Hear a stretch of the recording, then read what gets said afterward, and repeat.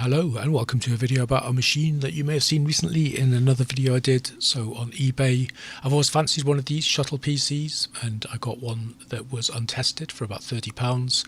It's got an AMD Sempron 2800 I think it is, and just onboard graphics. So first thing I did in that video was put a graphics card in it, which was this Radeon 9600 XT, which is a fairly good match. The plan for this machine was to create a box that I can keep under my TV down in my living room so that I can do a bit of couch retro gaming instead of going to a desk where one of my old machines is. I want to dual boot it, so it's going to have Windows 98 on and Windows XP.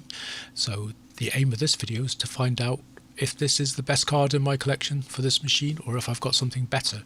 So I do have a couple of alternatives, one of which is my Radeon 9800 Pro. Unfortunately that one is a big old beast of a thing. It's a double slot card, it's got a massive cooler on it and it simply wouldn't fit into this machine, so that one is out. That would have probably been perfect for decent performance up to the mid 2000s and beyond possibly. So yeah, this one's in there at the minute.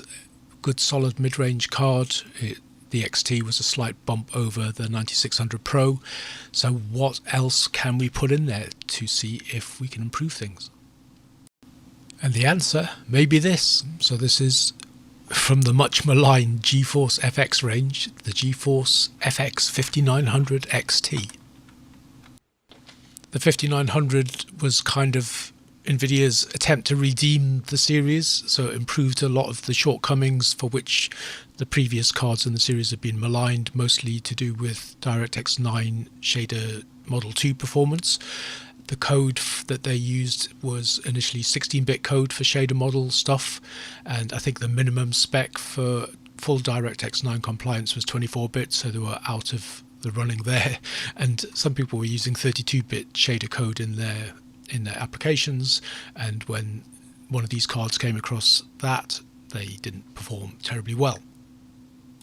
The FX series primarily got a bad rap because of its performance in DirectX 9, and of course all the new games were coming out at the time, DirectX 9, and the primary problem with that was the shader Model 2 performance, and the original processor for the series was the MV30, and that didn't really handle shader model stuff very well.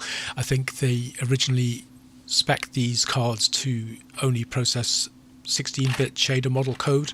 The minimum spec for DirectX 9 compliance is 24-bit, and if anybody developed anything using 32-bit, the performance gradually got worse and worse and worse.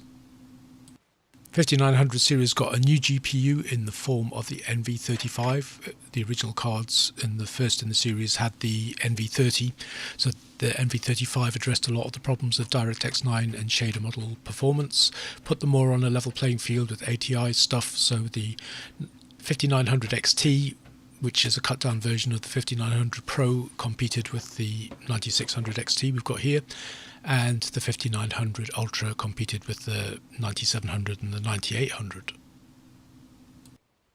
And I'm putting the 9600 XT back in because that's the card we're going to be benching first. The other thing I'm going to do while I'm in here again into this machine is to make it dual boot between XP and 98. So I've got Windows 98 installed on here already, and I'm going to install Windows XP over the top. And though I've never done this before, as I understand it, as long as you do it that way round and put XP on top of Windows 98, the Windows XP bootloader will deal with your dual booting and then offer you the choice when you start the machine up. At this point I almost made a big mistake and I almost put Windows XP Home Edition on, and then I kind of remembered I did want to do some Media Center stuff with this. So we're going to load Windows XP Media Center on here because I've got a few gizmos that go with XP Media Center, so I thought it'd be fun to revisit what it was like to run a Media Center back in those days, which I did.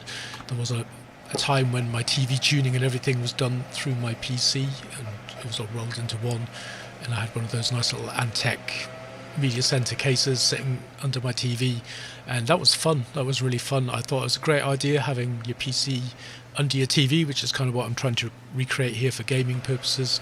Of course everything's so easy now you don't really need it.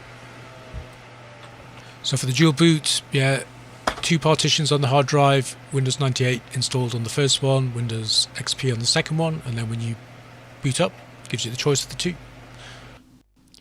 We'll have a look at some specs before we start doing the actual benchmarks, so we can take a quick look at the machine in Everest Home Edition, and you can see that it's got a Sempron 2800 Plus and a VIA chipset.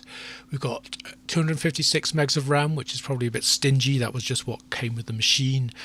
I'll probably be upgrading that to a gig or more, and then putting on the patch that allows Windows 98 to run happily with that. And then we can look at the GPU specs for the Radeon, which is in the machine at the minute. So it's 128 megabytes of RAM, the core running at 500 megahertz. It's got a 128-bit memory bus. We've got an effective memory clock of around 600 megahertz, 4 pixel pipes, 1 TMU per pipe, and a fill rate of 2000, 2 vertex shaders, 1 pixel shader. That's using shader model 2, and the TDP's 22 watts, so it's quite a cool little thing. Not a bad choice for this machine. Of course, it's AGP 8X and DirectX 9. We're using Amiga drivers 38.205 on this as well, for reasons that I'll get into later. Basically, Doom 3 needed them to run for the benches. Onto the 5900 XT, so AGP8X, DirectX 9 compatible, 128 megs of RAM, so all the same so far. The core clock is 300, so that's 300 versus 500 on the Radeon, so slower.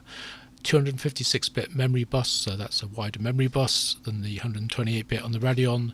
700 megahertz effective clock on the RAM, which is faster than the 600 on the Radeon. 4 pixel pipes, same as the Radeon, but 2 TMUs per pipe as opposed to the Radeon's 1. The pixel fill rate is slower, probably to do with the poor shader model 2 performance, I guess. So it's 2000 on the Radeon, 1600 on this. 3 vertex shaders as opposed to 2 on the Radeon, and 1 pixel shader, again shader model 2. And the TDP on this is 35 watts, so it runs a little bit hotter. I couldn't really find much information online about the 5900 XT in magazine articles and things like that. I found this, which compares the Radeon 9600 XT with the FX 5700 Ultra, and basically they say the cards perform identically. Essentially, I think they even said the 5700 Ultra had the edge in a couple of things like Call of Duty, but they basically said your choice of which one to buy would probably depend on which free games you got on the box. What I did find online was a review from Guru 3D with a Open FX 5900 card, and this directly compares it to the 5700 Ultra and basically says that this is a much better card. So if the 9600 was about the same as the 5700 Ultra, this kind of implies that the 5900 XT should be a fair bit better, but we shall find out in a second. So let the benchmarks begin. And we're going to start with 3D Mark 2001, and I figured that the kind of resolutions you'd be interested in at this period of time, not going down, because we know these cards are going to perform well at 800 by 600, and that's kind of a Windows 98 resolution. And really for the XP side of things, you'd be wanting to run it at 1024 by 768 or 1280 by 1024 on a small machine like this. You're not putting in a powerful graphics card here, so you probably not really be going much higher than that. So we're just going to bench in 3D Mark 2001 using those two resolutions, 1024 by 768 and 1280 by 1024.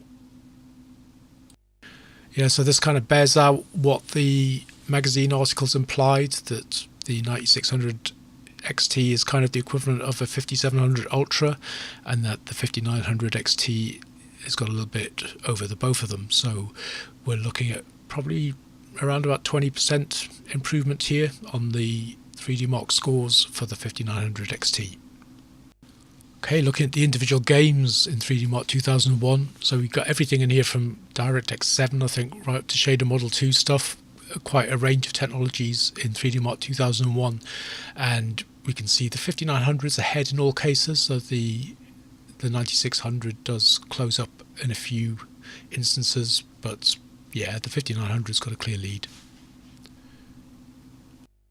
Okay, next up, we've got Aquamark 3. So this is a benchmark that I believe makes fairly extensive use of Shader Model 2. So it might be revealing. Maybe this might show the Achilles heel of the 5900. And yeah, the 5900's still ahead. Not by quite as much as in some of the other games. So with the Shader Model 2 stuff, it probably compensates maybe with the memory bus width, I'm not sure. But it's definitely got a solid lead over the 9600, so looks like it's fairly consistently beating it. And Doom 3, got to say both the cards struggled with this. I've struggled to find drivers. I didn't realise that the 9600, some of those Catalyst drivers had problems of Doom, and I found a forum that said using the Omega drivers was the way to get by this, and that did indeed solve the problem. It wasn't just didn't seem to be installing GL drivers properly, so the Omega drivers fixed it, but we're not getting great performance out of Doom 3 on either card, as you can see here. So we didn't even break 30 frames a second on either of these. I didn't realise until afterwards that Doom has quite a high memory requirement as its minimum. It's like 384 megs or something at once, and I only had 256, so maybe that had something to do with it. But apart from that, the machine was well within specs, so I was quite surprised, so I'll have to dig into that a little bit more. And lastly, I benchmarked it using Dungeon Siege. This just comes out the box because despite the fact that you're supposed to be able to change the resolution within the INI file, no matter how I try, I've never managed to make that work. I believe it's 1024 by 768 out the box, so I just run it at its defaults, and that's all I can really do with that. But it's a good one because it's a nice sort of, I think it's 2002 this came out, so it's a good early XP game. And these ended up being neck and neck at about 55 or 54 frames a second. I did think that I had VSync set on for a bit, but I didn't. So yeah, they seem to be equal at just over 50 frames a second on this one. One clear winner out of all of that, the FX 5900 XT seems to be a much better proposition than the 9600 XT. I was expecting it to be closer, but there you go. So the winner is the 5900 XT. It was even good enough to be included in Maximum PC's 2004 recommendation for a dream budget PC on their dream budget PC shopping list. So that's probably quite a good one for a mini PC like this. We're never going to get top end performance because of cooling and space and all that kind of thing. So I think this is going to be quite a good card for the machine. And there it now takes pride of place in the machine. It's a nice fit, and you can see there's some airflow.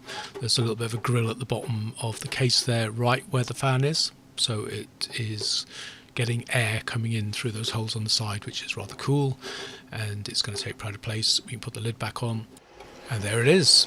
Unfortunately, my silver DVD drive died on me, the one that I painted, so can't live with the black one. I'll have to get another silver one from somewhere. I think that's going to be quite a good card for this machine. It's all set up. We're going to try it out with a bit of Call of Duty. It's not going to be a major gaming rig, so it doesn't need a super powerful card. I don't think you're going to get a super powerful card in a box like this without running risk of frying the card, or if you can fit it in at all. So I think this is quite a nice little compromise. It was a chunky card compared to the 9600. It had a lot more sort of heat sinks on the RAM and stuff like that, so hopefully there's enough cooling there. The fan sounded a little bit noisy, so I'm going to give it an oil. But I'm not done with this machine yet. I think the processor could do with upgrading from that Sempron to something with a bit more power. It needs more memory, and it needs a sound card. At the minute, this is just running on the crappy AC97 that's on the motherboard, but I want to put some decent sound on this, and it has to be sound that works with both Windows 98 and Windows XP and hopefully DOS. So I've got an idea for that, and we'll be coming back to this machine to try and fix that and do another few upgrades on it. But that's it for now. I hope you enjoyed watching this video, and I hope you'll join me when we come back to this funky little machine and make it even better. Thanks for watching. See you next time.